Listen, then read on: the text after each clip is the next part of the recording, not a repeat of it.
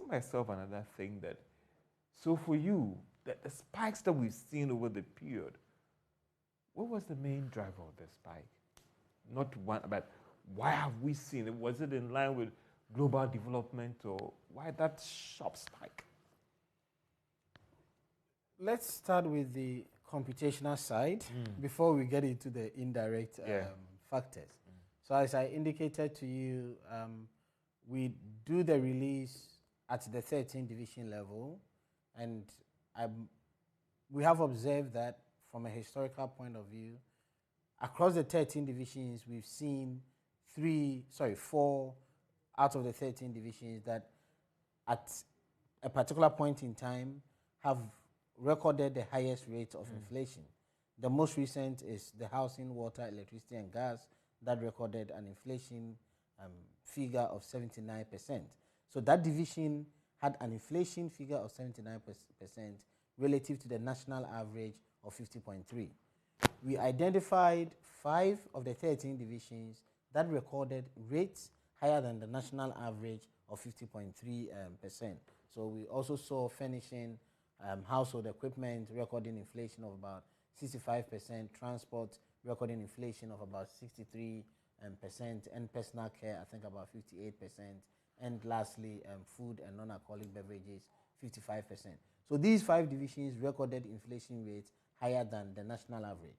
George, this is why earlier on I said they recorded higher rates, but you always need to keep in mind their contribution given their weights. So once you know that food had a weight of 43.7%, then across the 13 divisions, food and non-alcoholic beverages alone for October contributed 47.9% to the overall inflation, in terms of 47.9% to the overall inflation. So as far as November's inflation is concerned, the major driver was from the food and non-alcoholic beverages point of view. But in the previous month, as I indicated, at some point transport was driving it, not in terms of its contribution, but the rate of inflation. And then at some point we saw furnishing, household equipment, and at some point we also saw housing, water, electricity, and gas driving or recording the highest rate of inflation. So basically it's these 4 divisions out of the 13 divisions that have driven the spikes that we've seen in the last 11 months.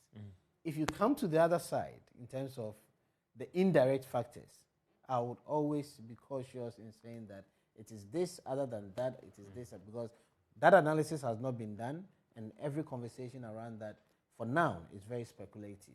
And you think that for those who would ask the question that whether we've seen an end in sight, for you, it's an area you don't want to get into, or it is still early days to even have a conversation about that? No, it is not early days. I really would encourage that conversation, but I have provided parameters for that conversation to happen. Anybody who wants to have a conversation on whether the end is in sight, as I indicated, the first thing is, let's look at our historical data.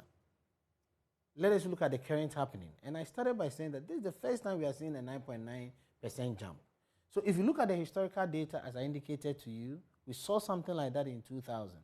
When we saw the 9.9 jump for year-on-year inflation, did we see a peak? And the answer is no, we didn't see a peak, possibly because of the rate of change.